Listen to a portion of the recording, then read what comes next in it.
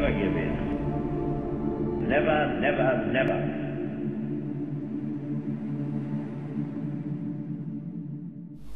Okay, today we found the Wold Newton OB. Tree trunk has fallen or been placed across the main shaft area. The main shaft is extremely deep, 11 to 12 feet I would have said. It's recessed to accommodate the hatch cover. No form of any ladders on the shaft.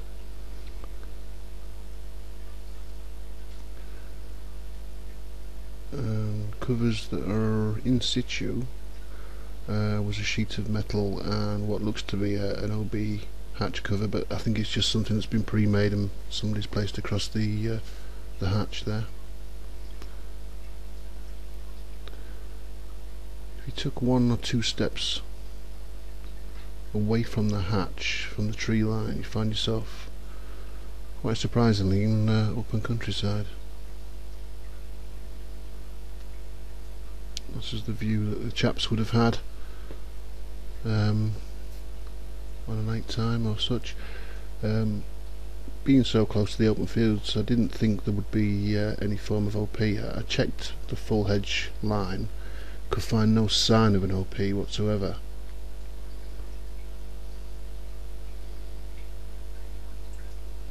As you can see just at the other side of the tree line, so near, there's the OB hatch. Big vent pipe just to the side of the OB. Substantial hatch covering. Like I say, I don't think it's original. It didn't even seem to fit the hatch. Remains of bunk beds strewn about around the top section area. Some more there. A little bit of a shame really to say it's quite historic equipment.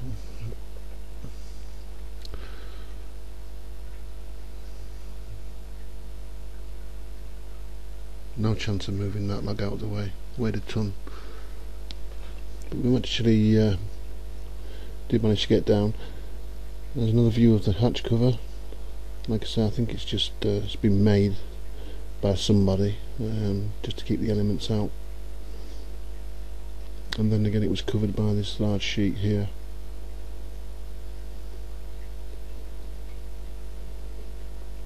And then we find ourselves inside. A lot of candles in the RB, all on the walls. I don't think they're original candles, so I did light them.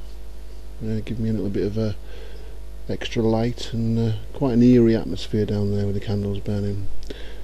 There's a vent pipe into the roof. Sorry, one of 2 that were found.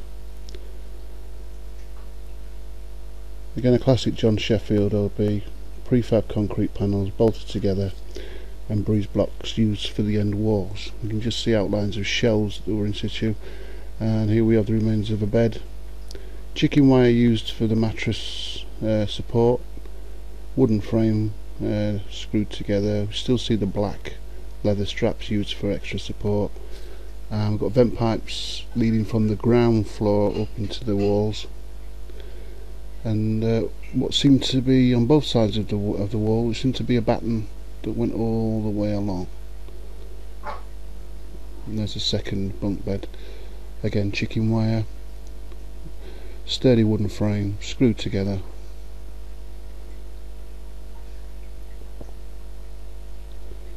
Very nice piece to see and to touch and to admire.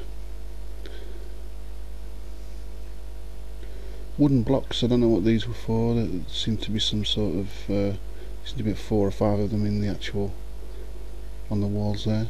Again, they're a vent pipe. One vent pipe, I don't know if it's a vent pipe or maybe a sump of some sort in the corner. I'll get a better shot of that in a minute. There's a second vent pipe in the roof going all the way up.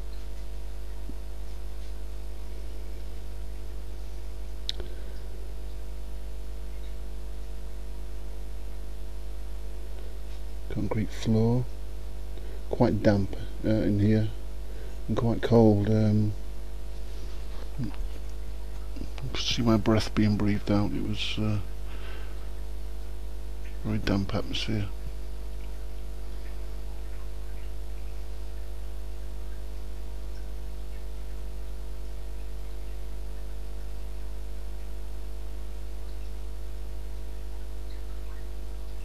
The outline of a shelf.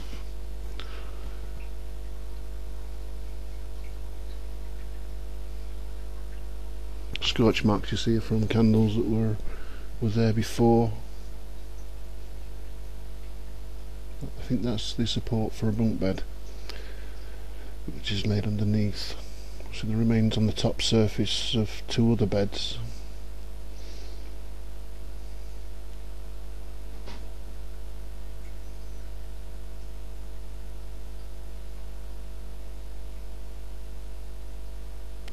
That's a view from the back wall down to a doorway which turns abruptly right, and there's a passageway of about 15 foot that leads to the shaft.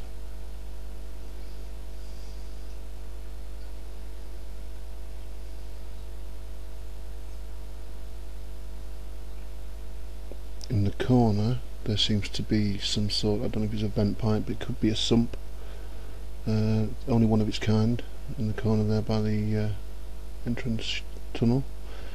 In the actual passageway itself, there was a shelf, quite a high shelf. I'm 6'2", so I had to peer up on top of it. Came in very handy for putting on my kit, so it kept out the damp. But makeshift with wooden pieces of wood and metal brackets, and that's the actual passageway to the shaft where the ladders are. About 2 foot wide, all done in breeze block. A lot of debris falling over the years and collected at the bottom of the shaft. No sign of any hydraulic lifting gear for the hatch cover, no sign of any ladder rungs, and that's Wold Newton.